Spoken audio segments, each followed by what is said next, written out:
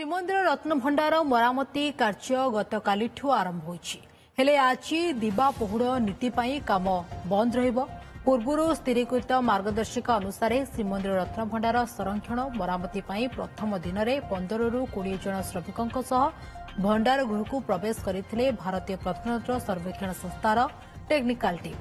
SI ଅଧୀକ୍ଷକ କହିଛନ୍ତି ଭାରା ବନ୍ଧାଯିବା ପରେ ପ୍ଲାଷ୍ଟର ସଫା କରାଯିବ, ତାପରେ କେଉଁଠି ନୂଆ ପଥର ଲାଗିବ ସେ କାର୍ଯ୍ୟ ଆରମ୍ଭ ହେବ।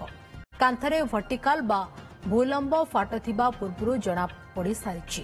ତାର ମରାମତି ସହ ଚଟାଣରେ ଗ୍ରାନାଇଟ୍ ଲଗାଯିବ। ଏସ୍ଆଇ କର୍ତ୍ତୃପକ୍ଷଙ୍କ ସହ ଛତିଶା ନିଯୋଗ ନାୟକ, ଶ୍ରୀମନ୍ଦିର ନୀତି ପ୍ରଶାସକ, ଭଣ୍ଡାର ମେକାପ, ତଢ଼ଉକରଣ, ଦେଉଳକରଣ ଆଦିଙ୍କ ଉପସ୍ଥିତିରେ ଖୋଲାଯାଇଥିଲା ମହାପ୍ରଭୁଙ୍କର ଅଳଙ୍କାର ଗୃହ। ପହିଲି ଭୋଗ ମାସରେ ଦୈନିକ ଦିବା ପହୁଡ଼ ଅନ୍ୟତମ ନୀତି। ପହିଲି ଭୋଗ ମାସରେ ଦର୍ଶନାର୍ଥୀଙ୍କ ଅତ୍ୟଧିକ ଭିଡ଼ ସହ ରତ୍ନଭଣ୍ଡାର ଗୃହ ମରାମତି କାର୍ଯ୍ୟ ପାଇଁ ସମୟ ଆବଶ୍ୟକ ହେଉଥିବାରୁ ଦୈନିକ ଦିବା ପହୁଡ଼ କରାଯିବନି। କେବଳ ପରମ୍ପରାର ପ୍ରତୀକ ସ୍ୱରୂପ ପହିଲି ଭୋଗ ମାସରେ ଗୋଟିଏ ଦିନ ଦିବା ପହୁଡ଼ କରାଯିବାକୁ ଗତ 10 ତାରିଖରେ ଛତିଶା ନିଯୋଗ ବୈଠକ ନିଷ୍ପତ୍ତି ହୋଇଥିଲା।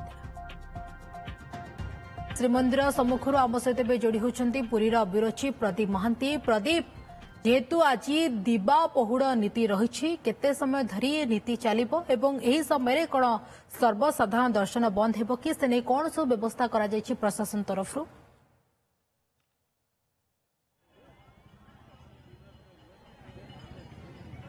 संगीता आप जानते राज्य सरकार मार्गदर्शिका अनुसार श्रीमंदिर भितर जो महाप्रभु रत्नभंडार मरामती कार्य गतकाली एएसआई आरंभ करिछि एवं जहाँ मार्गदर्शिका अनुसार यदि श्रीमंदिर अत्यधिक भिड़ रहिबो शनिवार हो रविवार हो ए समय एएसआई पक्षर काम को बंद करा कहीं 3 मासिया योजना प्रस्तुत कर एएसआई।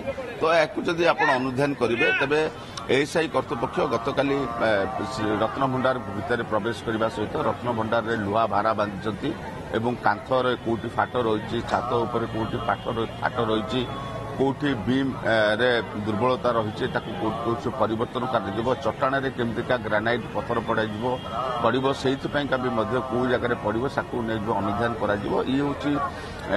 काम कर प्रक्रिया आर्कोलॉजिकल सर्वे ऑफ इंडिया जेहेतु समय अच्छी तो से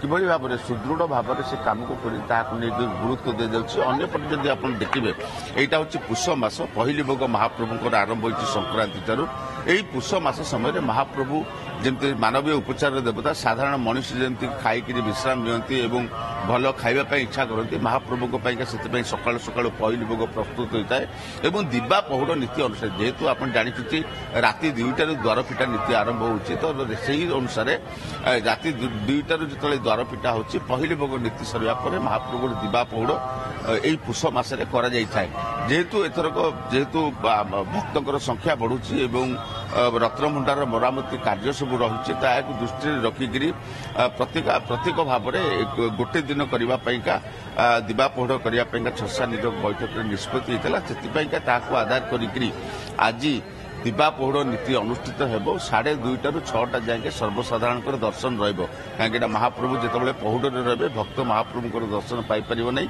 से श्रीमंदिर प्रशासन पक्ष 2:30 ରୁ 6ଟା पर्यंत भक्त मान सर्वसाधारण दर्शन बंद रही आसंता काली भी से भाव में पुणी जो भाव में आर्कोलॉजिकल सर्वे ऑफ इंडिया जो भाव में कार्य रत्नभंडार मरामती कार्य आरंभ कर पुणी आसंता काली रत्नभंडार मरामती कार्य पुनराय आरंभ हो दिवा पहुड़ नीति काम बंद रही सर्वसाधारण दर्शन बंद रही। बहुत बहुत धन्यवाद प्रदीप, आपंकर तमाम सूचना और अपडेट।